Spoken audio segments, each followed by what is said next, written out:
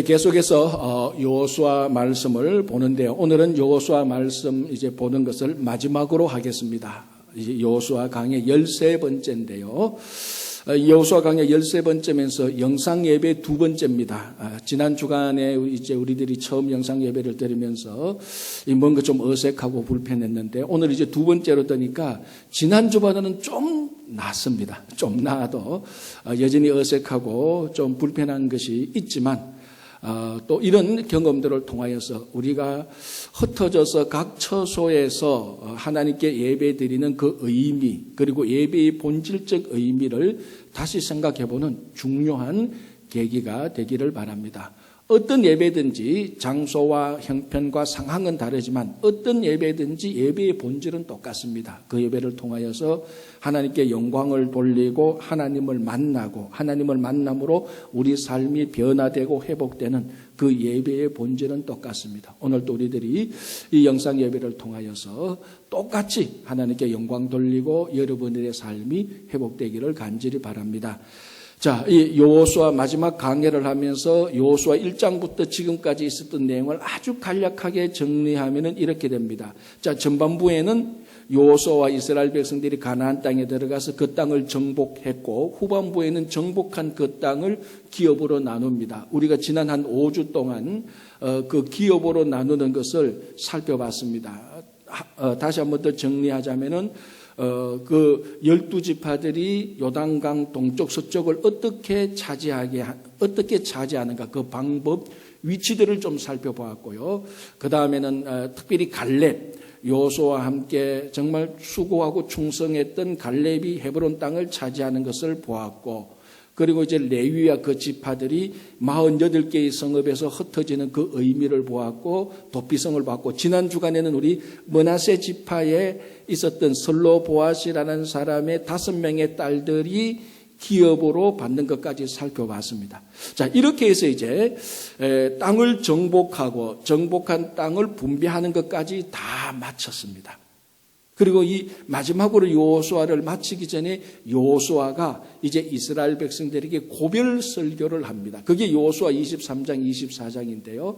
그 여호수아 고별 설교 가운데 우리에게 가장 잘 알려진 본문, 이게 여호수아 24장, 오늘 우리가 읽었던 15절 말씀입니다. 자, 먼저 14절, 15절 말씀을 제가 다시 한 번 더 읽어드리겠습니다. 이렇게 되어 있습니다. 그러므로 이제는 여호와를 경외하며 온전함과 진실함으로 그를 섬기라.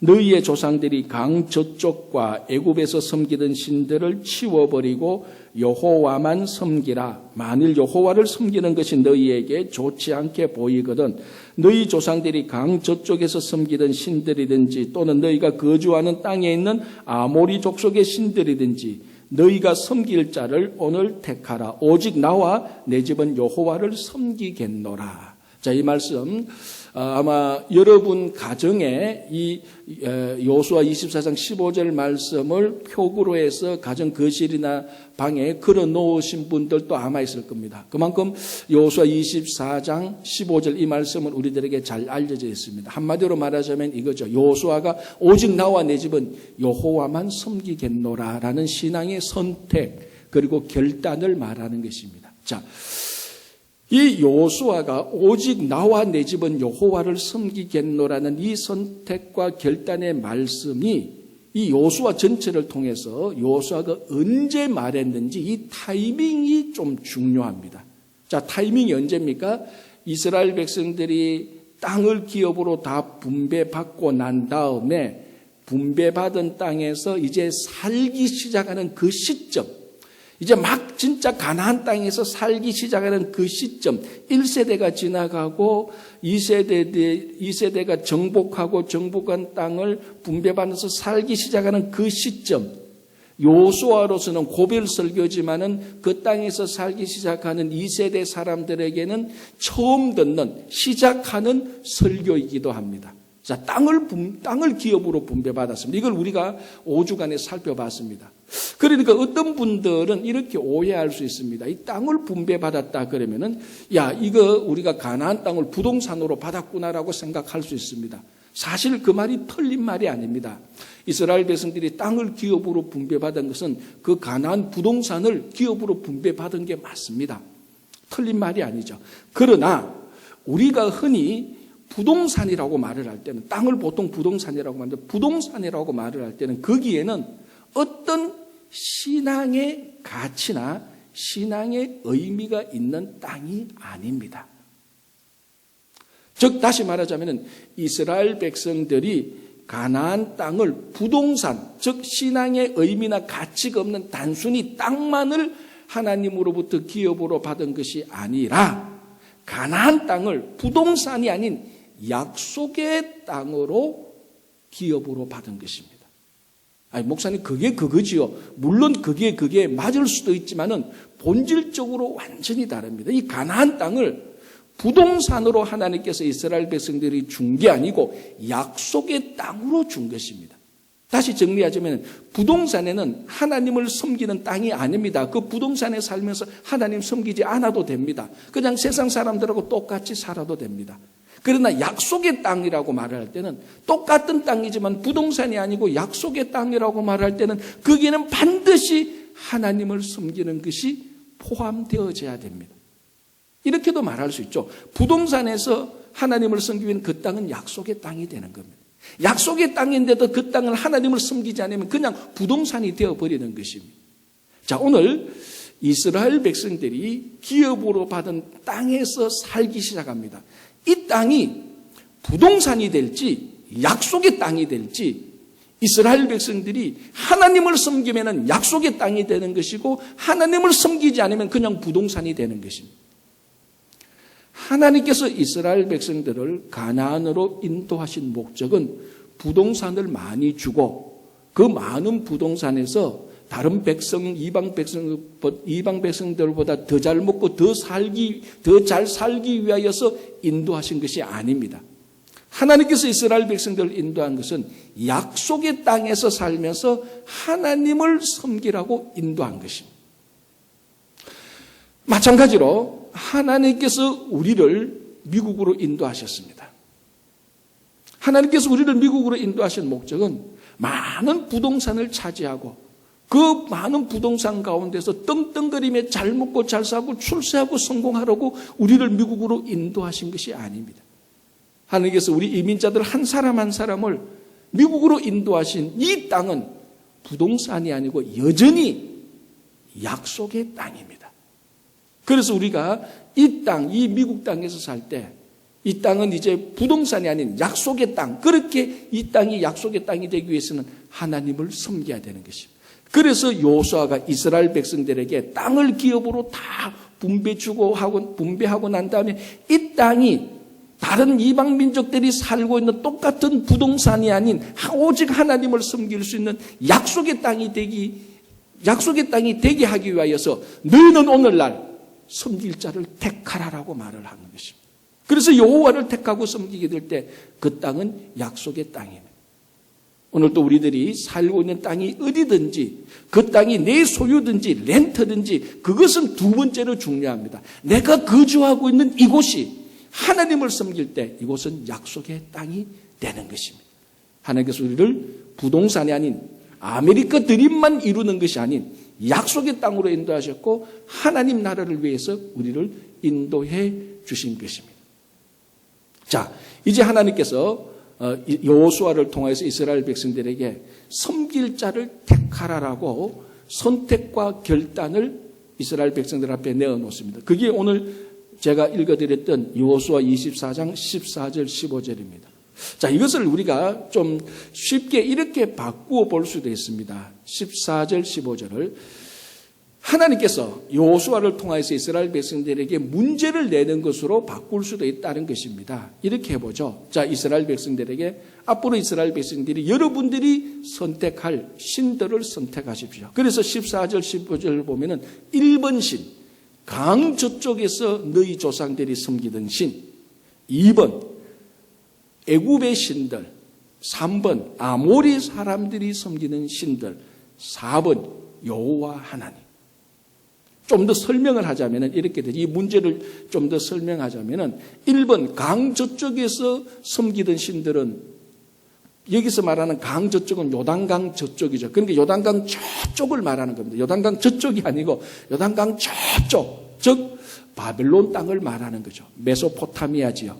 아브라함식으로 말하자면 아브라함이 있었던 곳 갈대아 우르를 말합니다.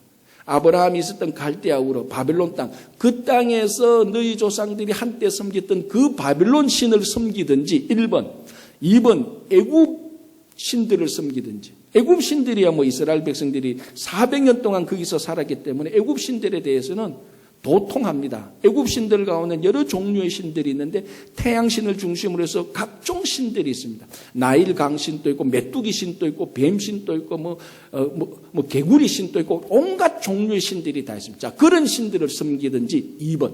자, 이제 세 번째 3번은 뭡니까? 아모리 사람의 신들. 이 신들은 지금 이스라엘 백성들이 거주하고 있는 가나안 사람들의 신들을 말하는 겁니다. 뭐 암몬신, 몰렉신, 여러 종류의 신들. 이 예를 들자면 몰렉신을 섬기는 예식은 사람을 제사로 드리는 아주 흉측한 그런 의식을 가진 신들입니다. 그리고 이 가나안 족속이 섬기던 신들은요, 굉장히 성적으로 타락하고 부패했던 의식을 통해서 하나님께 드렸던 그런 예식으로 대체하고 있었던 것입니다. 자, 여호와 하나님, 네 번째 여호와 하나님. 이스라엘 백성들을 애굽에서 인도하여서 광야를 거쳐서 지금 가나안 땅으로 인도하신 분. 자, 1, 2, 3, 4 가운데 너희들을 섬길 자를 택하라라는 것입니다. 그 답이야 너무나 명백한 것이죠. 여호수아는 말합니다. 여러분들이 1번, 2번, 3번을 선택하든지 나와 내 집은 4번 여호와 하나님을 선택하겠다. 그리고 이 여호와 하나님을 영원히 섬기겠다라고 결단을 하고 있는 것입니다. 이게 여호수아의 그리고 여호수아 그 집안의 선택입니다. 자, 오늘 이스라엘 백성들은 하나님께서 이스라엘 백성들에게 여호수아를 통해서 섬길 자를 선택하라고 그들의 결단을 시험해 보고 있는 것입니다. 자, 에덴 동산에서 우리가 너무나 잘 아는 에덴 동산에서 하와가 선악을 알게 하는 열매를 먹음으로 죄를 짓게 됩니다. 자, 한번 물어보겠습니다. 어떻게 해서 하와가 선악을 알게 하는 열매, 즉 선악과를 먹게 됩니까? 하와가 뭘 잘못했습니까?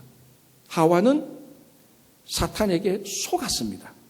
사탄은 하와를 속여서 어떻게 속였습니까? 네가 이 열매를 먹는 날에는 너의 눈이 밝아서 신과 같이 될 것이라고 하와를 속였습니다.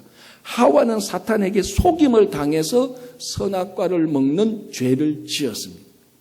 그러면은 아담은 어떻게 해서 그 선악과를 먹어서 죄를 짓게 됩니까? 우리 창세기를 가만히 보면은 하와가 사탄에게 속아서 선악과를 먹고 이 선악과를 아담에게 주었다라고 말을 합니다. 그런데 하와가 죄를 짓고 난 다음에 아담은 선악과를 먹을 수도 있고 안 먹을 수도 있습니다. 아담에게는 선택지가 있었습니다.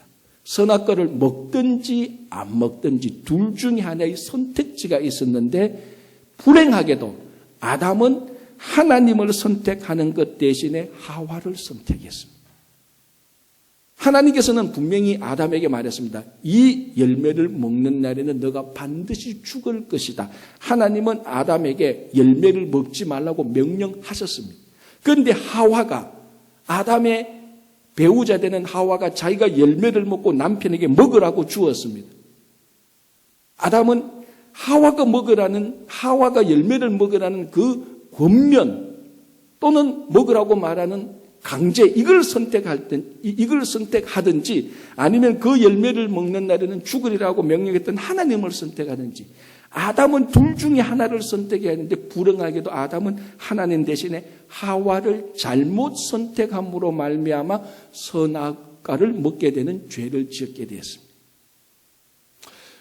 이 말씀을 드리는 것은 제가 여러분들과 하나님과 배우자를 이간시키려고 말하는 게 아닙니다. 그 당시에는 하와는 아담의 배우자이기도 하지만 하와는 유일하게 있는 아담에게 있는 사람입니다. 다시 말하자면 아담은 하나님 대신에 배우자를 선택했고 하나님 대신에 사람을 선택했고 하나님 대신에 세상을 선택했습니다.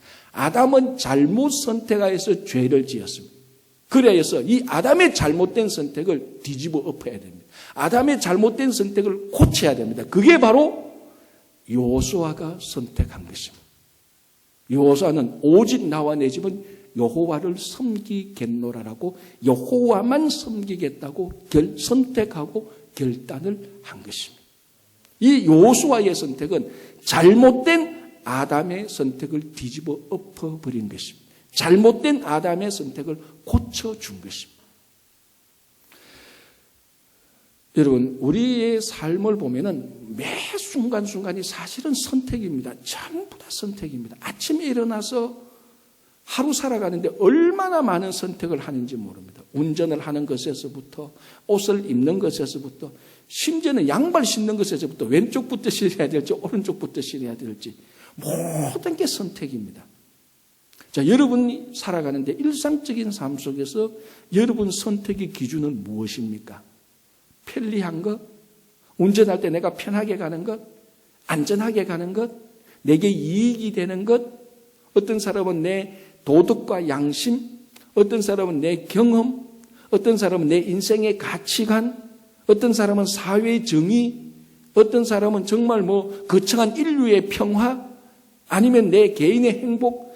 각 사람마다 무슨 일을, 무엇을 선택할 때 기준이 다 있습니다. 물론 그 기준은 시시때때로 바뀌기도 합니다. 오늘 여호수아가 여호와만 섬기겠다고 선택한 것을 볼 때 여호수아의 삶의 선택의 기준과 목적은 여호와 한 분이었습니다. 우리들은 수없이 많은 종류의 선택의 기준들이 있습니다.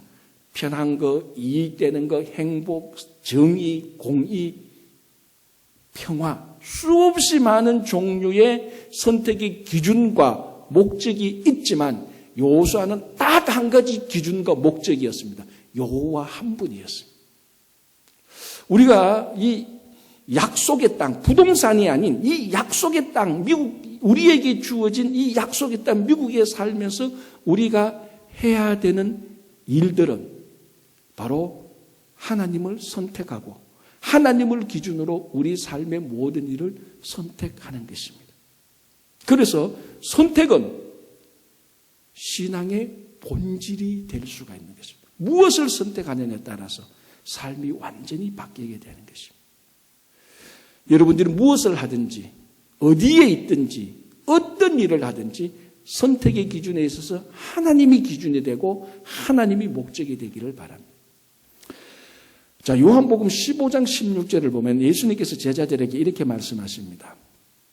제자들에게 너희가 나를 택한 것이 아니요 내가 너희를 택하여 세웠다라고 말을 합니다. 무슨 말인가 하면은 제자들이 예수님을 선택한 게 아니고 그 이전에 먼저 예수님께서 제자들을 선택했다는 것입니다. 마찬가지로 이스라엘 백성들이 하나님을 선택한 게 아니고 먼저 하나님이 사실은 이스라엘 백성들을 선택했습니다. 자, 그럼 오늘 여호수아가 이렇게 말합니다. 섬길 자를 택하라. 나와 내 집은 여호와를 섬기겠노라. 즉 여호수아는 이스라엘 하나님을 섬기겠다고 선택했습니다. 그런데 선택하고 보니까 여호수아가 하나님을 섬기겠다고 선택하고 보니까 하나님께서 먼저 여호수아를 선택해 놓았습니다. 무슨 말인가 하면은 우리가 하나님을 선택하는 것은 하나님이 선택해 놓은 것을 우리가 선택하는 것입니다. 다른 말로 하면은 우리의 선택은 하나님께서 우리를 위해서 또는 하나님께서 우리를 선택해 놓은 것을 거절하든지 받아들인지 이것입니다. 즉 내가 하나님을 선택해 놓고 보니까 하나님이 먼저 나를 선택해 놓은 것을 내가 선택한 것입니다. 즉 내가 하나님을 선택했는데 가만히 보니까 이 선택의 주권자가 선택의 주관자가 내가 아니고 먼저 하나님이었다는 것을 알게 되는 것입니다. 그래서 우리가 하나님을 선택했지만 하나님이 먼저 선택한 것을 선택하는 것에 불과합니다. 이게 바로 하나님의 은혜입니다. 왜냐하면 우리가 하나님을 선택해서 야 일이 잘 되구나 좋구나라고 할 때는 내 선택이 옳았어. 내가 하나님을 선택하는 판단이 옳아서라고 말할 수 있지만 내가 하나님을 선택하고 보니까 하나님이 먼저 선택해 놓은 것을 선택하는 것에 불과합니다. 그래서 우리가 하나님을 선택하는 것은 항상 옳은 일입니다. 왜냐하면 내가 하나님을 잘 선택해서가 아니고 하나님이 선택해 놓은 것을 선택하니까 하나님의 선택이 완전하니까 내가 하나님을 선택한 것이 옳은 것입니다. 말이 좀 돌고 도는데 간단하게 정리하면 이렇게 됩니다. 내가 하나님을 내 선택한 행위가 옳다, 잘됐다 이전에 하나님을 선택하고 보니까 내가 선택한 하나님의 선택이 온전한 것입니다. 그래서 하나님을 선택하는 것이 잘된 것입니다. 왜? 하나님이 나를 선택한 것이 완전하니까 그렇습니다. 우리가 이 약속의 땅에 살 때 하나님께서는 먼저 우리를 선택해 놓으셨습니다. 이 약속의 땅에서 하나님께서 선택한 것을 여러분들은 의심 없이 미련 없이 하나님의 선택을 선택하면 그거는 온전한 것이고 거기에는 오류가 없습니다. 그래서 여러분들이 하나님의 선택 가운데서 살아가시는 여러분 되시기를 바랍니다. 자, 제가 오늘 여호수아 24장 19절을 한번 읽어드리겠습니다. 이게 무슨 말인가 하면 이렇게 되어 있습니다. 여호수아가 백성에게 이르되 너희가 여호와를 능히 섬기지 못할 것은 그는 거룩하신 하나님이시요 질투하시는 하나님이시니 너희의 잘못과 죄들을 사하지 아니하실 것임이라. 아니 이게 무슨 말입니까? 자, 19절에 여호와께서 백성에게 이르되 너희가 여호와를 능히 섬기지 못할 것은 너희가 여호와를 능히 섬기지 못한다. 왜? 여호와는 거룩하고 질투하는 하나님이니. 자, 이게 지금 논리적으로 말이 안 됩니다. 지금 앞에서 여호수아는 이스라엘 백성들에게 너희는 하나님을 선택할 것인지 하나님을 섬길 것인지 아니면 다른 신들을 섬길 것인지 선택하라. 나와 내 집은 여호와를 섬기겠다라고 말을 했습니다. 그러니까 16절 17절에 이스라엘 백성들이 우리가 하나님을 섬기겠습니다라고 결단을 합니다.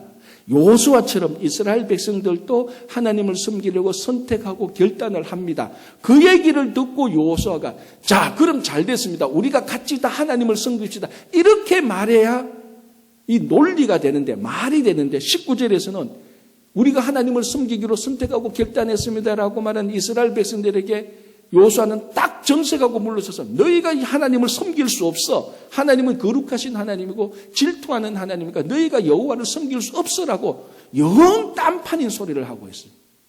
이게 무슨 말입니까 이게? 자, 이거는 글자 그대로 보면은 해석이 안 됩니다. 사실 글자 그대로 보면은 지금 여호수아는 엉뚱한 소리를 하고 있는 것하고 똑같습니다. 글자 그대로 보면 하나님을 섬기라. 나도 하나님을 섬긴다. 너희들도 하나님을 섬기라. 이스라엘 백성들이 하나님을 섬기겠습니다라고 말하면 같이 섬기자 그랬는데 너희들 안 돼. 이스라엘 백성들이 전부 다 여호수아 무슨 말씀을 하시는 거예요? 이런 반응밖에 나올 수밖에 없습니다. 자, 이 말에는 우리가 너희들이 하나님을 섬길 수 없다라고 말하는 이 여호수아의 이상한 말에는 여호수아를 이해해야 되는 과거의 스토리가 하나 있습니다. 그걸 알아야 돼요. 즉 다시 말하자면 이 말을 글자 그대로 액면 그대로 받아들여서는 안 되고 여호수아만 겪었던 과거의 사연이 있습니다. 그걸 이해하면은 이 본문은 자동적으로 이해해야 됩니다. 자, 그럼 그 과거의 사연은 무엇일까? 이 출애굽기 24장으로 돌아가야 됩니다. 모세가 이스라엘 백성들을 인도할 때로 돌아가야 됩니다. 약 45년 전으로 돌아가야 됩니다. 무슨 말인가 하면은 모세가 그때는 여호수아가 모세의 수종드는 사람이었습니다. 여호수아가 모세에게 수종드는데 모세가 시내산에 올라가서 십계명을 중심으로 한 하나님의 약속을 받아가지고 시내산 밑에 내려와서 이스라엘 백성들에게 그 언약을 다 말해주고 난 다음에 이스라엘 백성들에게 당신들이 이 말씀을 지키겠소라고 모세가 묻습니다. 그때 이스라엘 백성들이 전부 다 일어나서 우리가 그 말씀을 준행하겠습니다라고 약속을 합니다. 자, 그게 출애굽기 24장 3절 4절인데 제가 그대로 읽어드릴게요. 모세가 와서 여호와의 모든 말씀과 그의 모든 율례를 백성에게 전하매 그들이 한 소리로 응답하여 이르되 여호와께서 말씀하신 모든 것을 우리가 준행하리이다. 자, 그 다음에 7절, 8절 더 읽어드릴게요. 이렇게 되어 있습니다. 출애굽기 24장 7절, 8절이거든요. 언약서를 가져다가 백성에게 낭독하여 듣게 하니 그들이 이르되 여호와의 모든 말씀을 우리가 준행하리이다. 모세가 그 피를 가지고 백성에게 뿌리며 이르되 이는 여호와께서 이 모든 말씀에 대하여 너희와 세우신 언약의 피니라. 자, 제가 설명했던 말씀이 바로 요겁니다.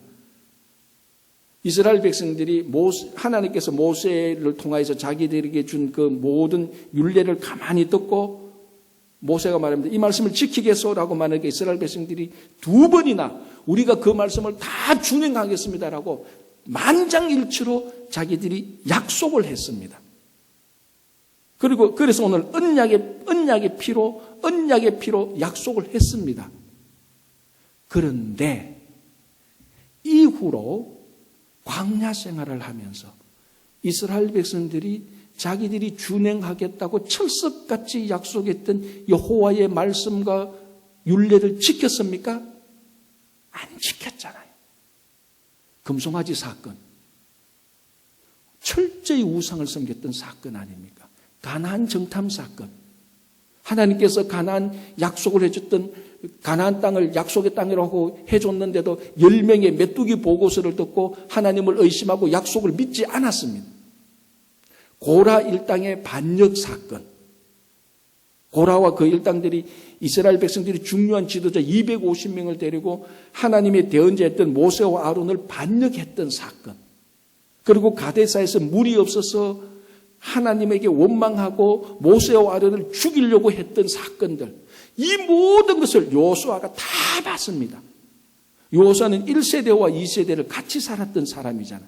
그리고 모세의 수종자로서 모세 옆에서 이스라엘 백성들이 하나님의 말씀을 지키겠다고 약속해놓고 하나도 안 지키는 것을 지난 45년간 가나안 땅을 정복하고 땅을 나누던 여호수아는 다 봤습니다. 속으로 이스라엘 백성들 하나님의 말씀을 준행하겠다고 그만큼 약속을 해놓고 철석같이 만장일치로 모든 사람들이 모여놓고 지키겠다고 해놓고 지난 40몇 년 동안 볼 때 하나도 안 지켜서 여호수아는 알고 있습니다. 그런데 오늘 너희들이 여호와를 섬기든지 다른 신을 섬기든지 하라. 너희들 여호와를 섬길 수 있겠느냐? 나와 내 집은 여호와를 섬기겠다. 여러분들 여호와를 섬기겠소? 1세대가 아닌 2세대 사람들에게 말하니까 이 사람들이 우리가 여호와를 섬기겠습니다라고 다 같이 말하는 거예요. 여호수아의 머릿속에 무슨 일이 일어났습니까? 이런 걸 데자뷰라고 말하죠. 45년 전에 이 지금 듣고 있는 이 사람들의 아버지 어머니 세대들이 똑같이 요렇게 했습니다. 45년 전에 자기가 섬기던 모세가 너희들이 하나님의 말씀을 지키겠느라고 말할 때 다 지키겠다고 만장일치로 했던 그 과거의 사연이 생각나는 것. 지금 여호수아가 이제 그 말씀을 하니까 또 그 자녀들이 우리가 하나님을 온전히 섬기겠습니다라고 약속을 하는 거예요. 그러니까 여호수아가 아버지 어머니 세대들이 그렇게 약속해놓고 안 지켰던 그 똑같은 데자뷰가 지금 생각이 나는 거예요. 그래서 여호수아는 왜 이스라엘 백성들이 지난 40여 년 이상 45년 동안 하나님의 말씀을 지키겠다고 약속해놓고 왜 안 지켰습니까? 상황에 따라서, 그리고 자기 편한 대로, 자기 이익대로, 자기가 기대했던 대로 일이 안 돌아갈 때 이스라엘 백성들은, 이 1세대 사람들은 지난 광야 생활하면서 다 하나님의 약속을 어겨버렸습니다. 자기 편한 대로, 자기 이익에 따라 하나님을 섬기다 보니 자기 중심대로, 사람 중심대로, 상황 중심대로 하나님을 섬기려고 하다 보니까 그런 상황에서 하나님의 말씀을 지키려고 하다 보니까 거의 지킨 적이 없었습니다. 여호수아가 그걸 압니다. 그래서 또 이 사람들이 하나님을 섬긴다고 말할 때 너희들도 1세대 사람처럼 하나님을 섬길 것 같으면 너희들은 하나님을 섬기지 못한다. 그 하나님은 거룩하신 하나님. 너희들이 거룩하신 하나님에게 반대될 때, 그리고 이 하나님은 질투하시는 하나님인데 너희들이 또 우상을 섬기게 될 때 하나님은 너희들을 저주하고 벌을 내릴 건데 너희들이 하나님을 섬길 수 있겠냐? 너희들 하나님을 섬기지 못한다는 말입니다. 그러니까 요수아의 진짜 본심은 너희들이 하나님을 섬기지 못한다는 것이 아니고 1세대 사람처럼 상황에 따라서 네 편한 대로 당신들 이익에 따라서 당신들 행복한 대로 당신 중심대로 하나님의 말씀을 지킬 것 같이 당신 상황에 편한 대로 하나님을 섬길 것 같으면은 하나님을 섬기지 못한다는 것이. 그러니까 요수아의 말은 글자 그대로 너희들은 하나님을 못 섬겨가 아니고 하나님을 섬기려면 제대로 섬기라 이 말하고 똑같습니다. 하나님을 섬기려면 상황에 따라서 네 이익에 따라서 네가 좀 불편하고 상황이 좀 바뀌더라도 어렵더라도 손해를 보더라도 그렇게 하나님을 섬기려면 섬기라. 그런데 제대로 안 하고 대충 하려면 상황에 따라서 편한 대로 하려면 하나님을 섬기지 못한다라는 말을 결단시키고 있는 것입니다. 자, 이 여호수아의 말씀이 오늘날 우리들에게 큰 도전이 됩니다. 우리가 어떻게 하나님 섬깁니까? 모든 사람은 그렇지는 않지만 많은 사람들이 상황에 따라서 하나님 섬깁니다. 상황에 내가 유리할 것 같으면 하나님을 섬기고 불리할 것 같으면 하나님을 좀 멀리하고 내게 이익이 되면 섬기고 내게 이익이 안 될 것 같으면 좀 멈추고 어느 누가 이렇게 말했습니다. 요즘 시대의 많은 성도들은 마치 하나님을 우상 섬기듯이 섬긴다라고 이렇게 말을 합니다. 우상 섬기듯이 하나님을 섬기는 건 뭡니까? 내 편한 대로, 내 이익대로, 내 상황대로 섬기는 게 우상입니다. 그런 우상 섬기듯이 하나님을 섬길 것 같으면 여호수아는 하나님을 섬기지 말라라고 말을 합니다. 오늘날 우리들에게 주는 메시지하고 똑같습니다. 정말 오늘날 우리가 하나님을 내 상황대로, 내 편한 대로, 내 중심대로, 세상 중심대로 섬길 것 같으면 섬기지 말라라고 말합니다.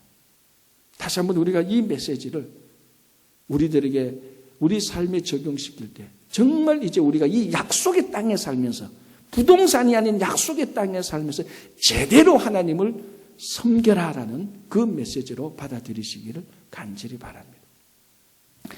자, 그렇게 이렇게 말하니까 백성들이 또 일어나서 21절 이렇게 말합니다. 백성이 여호수아에게 말하되 아니니이다 우리가 여호와를 섬기겠나이다 하는지라.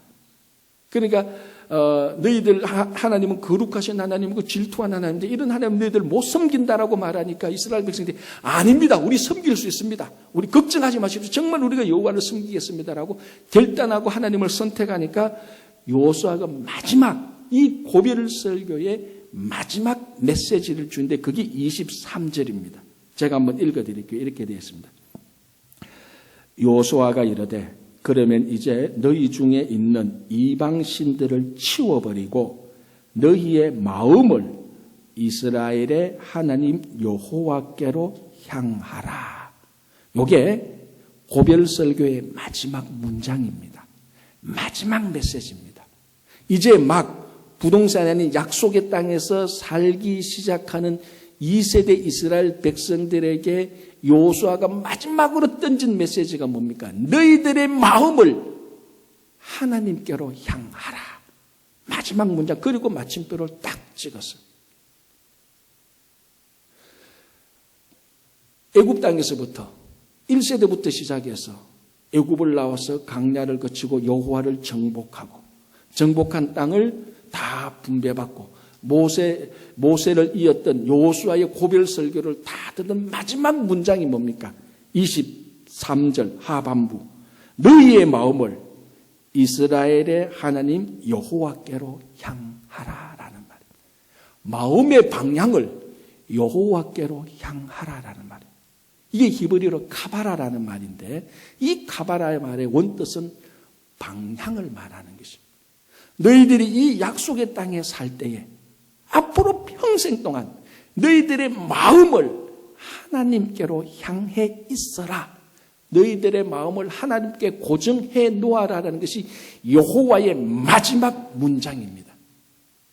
자, 이제 우리가 이미 앞에서 봤지만 신명기 말씀을 통해서 우리가 본 대로 이스라엘 백성들이 약속의 땅에 살 때 이 신앙으로 살기 위하여서 그 다음 세대들이 신앙으로 살기 위해서 이스라엘 백성들이 제일 중요하게 여겨야 되는 것이 자기 자녀들의 신앙 교육입니다.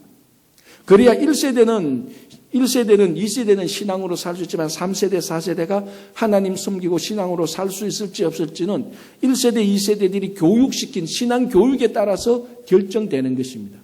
그래서 우리 신명기를 보면은 이스라엘 백성들이 자녀들을 향한 신앙 교육의 핵심이 신명기 6장 5절 이후로 나오는 이스라엘아 들어라, 아니 정확히 말하면 들어라 이스라엘아 이렇게 나오죠. 이게 쉐마라는 쉐마 교육이죠. 거기에 보면은 뭐라고 말합니까?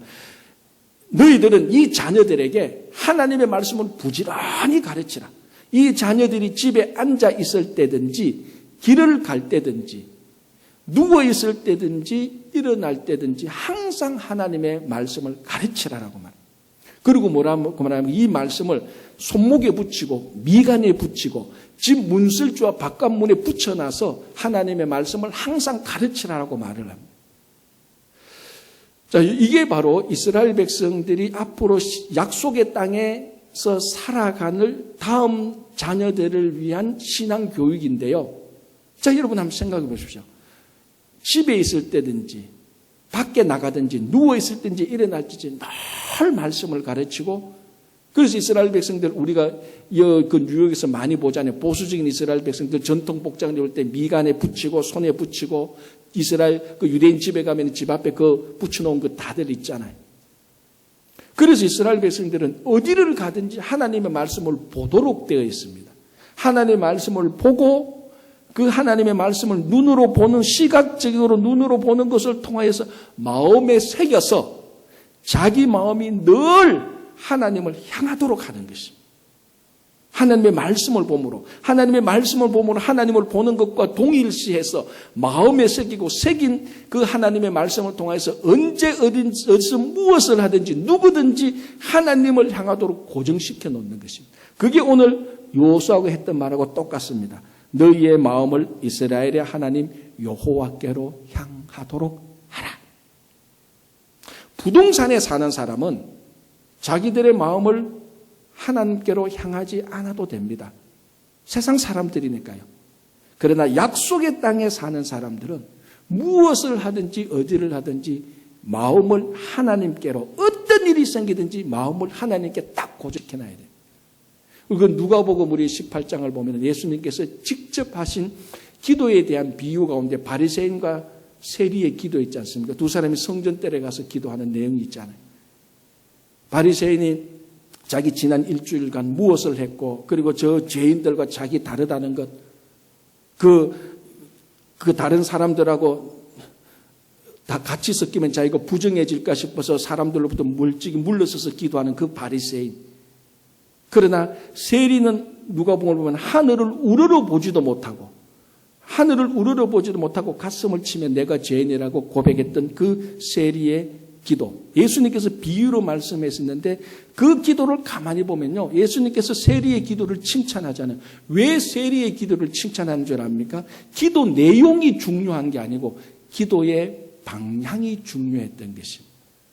바리새인은 겉으로 보면 진짜 하나님께 기도하는 것 같은데 바리새인이 기도할 때 그 마음은 사람에게 고정되어 있습니다. 성전뜰에 가서 부정한 사람이 자기에게 올까 싶어서 옆으로 물러서고 따로 서서 마음이 사람에게 있습니다. 그리고 지난 한 주 동안은 내가 무엇을 했는지 되돌아봅니다. 자기에게 있어요. 그리고 자기보다 열등한 사람들을 볼 때 내가 저 사람들보다 더 낫습니다라고 말합니다. 늘 기도를 하는데 바리새인의 마음은 사람에게 고정되어 있습니다. 그런데 세리는 하늘을 우러러보지도 못했다는데 이게 역설적인 겁니다. 죄인인 세리가 하늘을 보니까 우러러보지를 못할 정도로 죄인인 것입니다. 그래서 고개를 숙일 수밖에 없었습니다. 그 마음에 기도하는 세리의 마음에는 하나님을 향하여 고정되어 있었던 것입니다. 고정되어 있던 그걸 보니까 자기가 죄인인지라 고개는 땅으로 숙였지만 마음에는 여전히 하나님에게 고정되어 있습니다. 기도의 내용을 보고 예수님께서 세리를 칭찬한 게 아닙니다. 기도할 때 마음의 방향이 하나님께 고정되어 있었기 때문에 세리를 칭찬한 것입니다. 우리가 이 땅에 미국에 온 이 땅, 미국에서 살고 있는 이 땅, 부동산에는 약속의 땅에 살고 있는 우리들, 우리 마음을 무엇을 하든지 어떤 상황이든지 우리는 늘 하나님께 마음을 고정시켜 놔야 됩니다. 지금 코로나 바이러스가 가장 지금 창궐 하고 있습니다. 여러분 언론 보도를 통해서 다 들었겠지만 이번 주, 다음 주, 길게 보면 그 다음 주, 한 2, 3주가 최고 피크입니다, 지금. 그래서 계속 들려오는 메시지가 정말 조심하세요, 조심하세요. 정말 한 주, 두 주는 정말 조심하세요라고 얘기를 합니다. 전례 없이 전 세계의 모든 매스컴, 모든 언론들이 1번으로 보도하는 것이 지금 코로나 바이러스. 어느 누구도 지금 이런 일을 예상치 못했고 어느 누구도 이런 일을 경험하지 못했던 정말 코로나 바이러스가 온 세계를 덮쳐버린 이런 시대에 우리가 살고 있습니다. 언제 어디서 누구하고 어떻게 얘기를 해도 대화를 해도 코로나 바이러스 얘기로 시작했다가 그 얘기를 하다가 그 얘기로 끝이 나는 게 오늘날 우리들의 형편입니다. 가만히 보면은 지금 우리들의 마음은 이 코로나 바이러스 전염병에 고정되어져 있습니다. 우리는 다시 한번 우리의 마음을 이 전염병, 문제투성인 전염병에 고정시키는 것이 아니고 이 전염병에 고정된 우리들의 마음을 떼서 다시 우리의 마음을 하나님께로 고정시켜야 되는 것이. 문제에 고정시키는 마음은 문제를 해결하지 못합니다. 이 문제를 해결할 수 있는 하나님에게 우리 마음의 방향을 고정시킬 때 우리가 진짜 위로받고 용기 얻을 수 있고 해결책을 알아갈 수 있습니다. 그래서 오늘 여호수아는 약속의 땅에 살고 있는, 약속의 땅에서 살기 시작한 이스라엘 백성들에게 마지막으로 던지는 말이 너희들의 마음을 언제 어디서 무엇을 하든지 하나님께로 고정시키라는 것입니다. 지금 약속의 땅에 살고 있는 우리들, 코로나 바이러스가 전례 없는 경험해보지 못한 이 코로나 바이러스가 우리를 완전히 엄습해버렸지만 우리의 말과 생각을 다 코로나 바이러스로 가득 채우고 있지만 우리는 다시 한번 우리들의 마음을 하나님에게 고정시켜서 이 모든 문제를 해결할 수 있는 하나님에게 고정시켜서 이 어렵고 힘든 시기를 넉넉히 이겨나가기를 간절히 바랍니다. 기도하겠습니다.